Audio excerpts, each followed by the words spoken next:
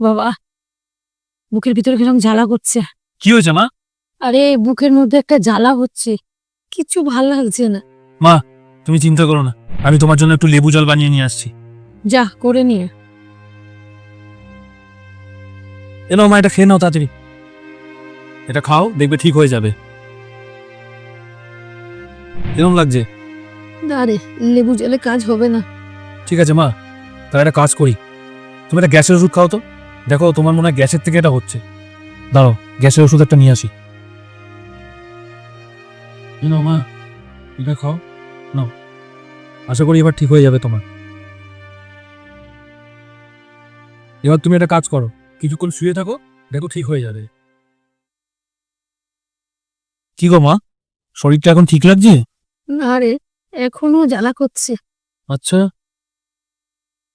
কি করা যায়? কি গো বাবা, মার ওখানে এত শরীর খারাপ, বুকে জ্বালা করছে কখন থেকে, আর তুমি এখানে আরামসে বসে পেপার পড়ছো? আরে কিছু করো। তুই শুধু আমাকে একটা কথা বল, আমি যখন বাড়ি ছিলাম না তখন কি বাড়িতে কেউ এসেছিল? হ্যাঁ এসে তো ছিল, ওই পাশের বাড়ি কাকিমা এসেছিল। আরে কোথায় যাচ্ছ? কি হলো? ও, মনে হয় ডাক্তার আনতে যাচ্ছে। এই নাও, এটা কি? নিচে উঠেই দেখো এটা কি।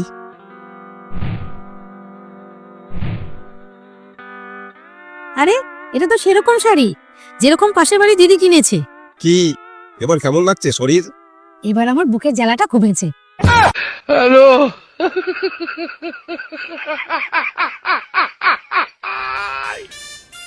বাবু, এগুলো শিখে রাখ, বিয়ে করে কাজে লাগবে তো।